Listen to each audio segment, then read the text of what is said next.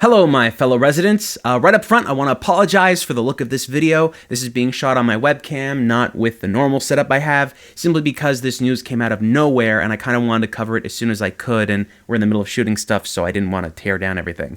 But basically, here's what I want to talk about. Nintendo, or somebody out there, apparently leaked some Nintendo NX controller pictures. Now, these pictures are up on Reddit. I'm going to flash them up on here, and there should be a link in the description below to where these things are from. Now, these pictures are really interesting because at first I thought they were real. I mean, they don't actually look like they've been photoshopped in any way, and if they have been, they didn't photoshop the body itself to, make it look like it's a real thing. This is a real physical object as far as I can tell. But that doesn't mean it's an actual Nintendo NX controller. There's a couple of signs about this that kinda don't make them seem real enough for me. To begin with, the controller has like this confidential property sticker on the bottom left, and usually with Nintendo devices, especially beta ones that I've seen, the sticker that they put on is more permanent, or in some cases, it's some kind of branding on it with a code number. And the reason they do that is so they can identify who actually owns this device. So if Nintendo was expecting somebody to take one of these pictures of this device out in the wild, I imagine they would have put something on there. On the top, there's a little Unit 2 sticker, and that Unit 2 sticker at least tells me that this controller is like a part of another unit, or at least a smaller part of something else. So if this is a real NX controller, this isn't the entire controller. This is just pretty much the frame or the screen of it. On top of that, I can't really tell if this is a real screen. They haven't actually turned it on in those images, so you can't see if it's on, and I'm very doubtful simply because the way that current screen technology kind of is designed, to put something in the middle of the screen kind of eliminates the ability for the screen to power on. The way it works is with normal screen technology, you have this big grid, and there's these little diodes on the top of around the screen, and they pass electrons and electricity or whatever through the entire screen, and that pretty much powers on the screen and gives you an image. When you put something in between that, you knock out that grid.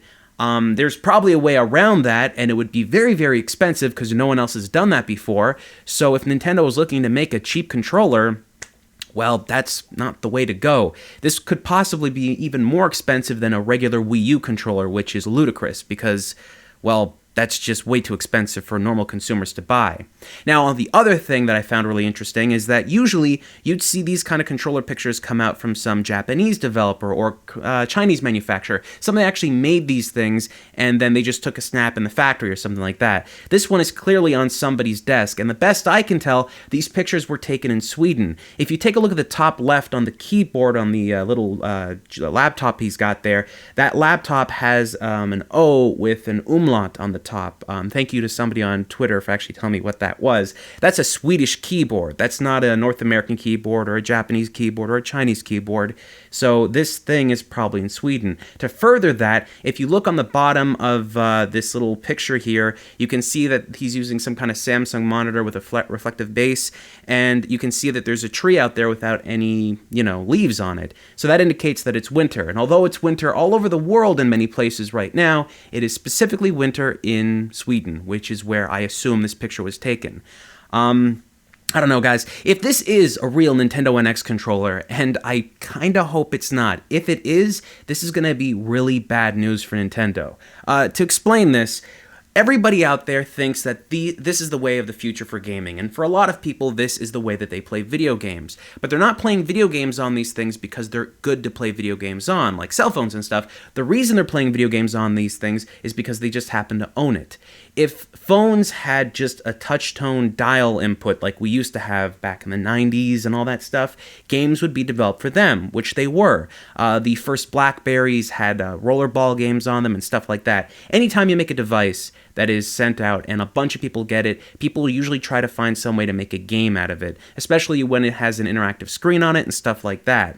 This screen doesn't mean it's for good gameplay, it just means that a lot of people out there own it. And I think as we can see with the Wii U, there's not a lot of people out there that wanted to buy a console that had a touchscreen built into it because it kind of defeats the purpose of playing the console on your TV.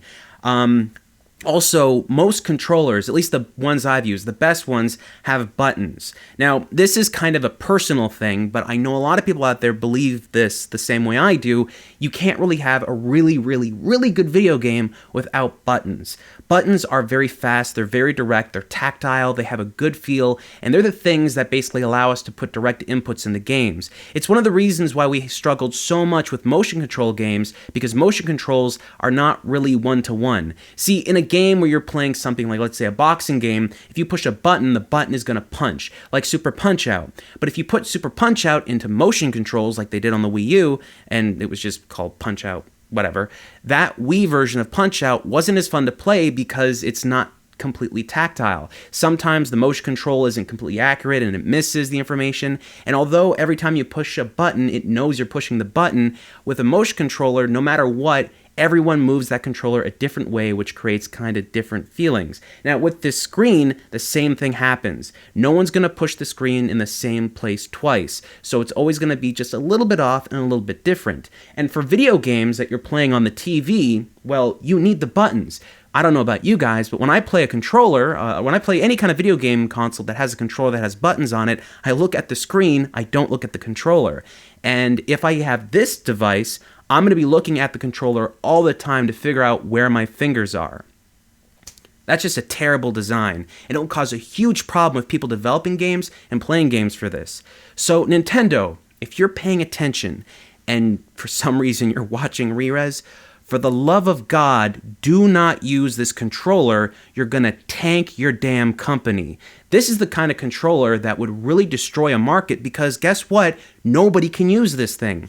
You know why this works right now? It's because when people are playing games on it, they're looking at the screen. If you decide to make a video game system that utilizes button pushes on a touchscreen, but you're looking at a TV up above, game over. This isn't even a debate. This is not a debate. This is not up for conversation. This isn't some kind of opinion. This is a fact. There is no way that anyone using a touchscreen controller can play on a TV without looking at the controller itself, and that completely destroys the one-to-one immersion that you're looking for in terms of gaming at the home.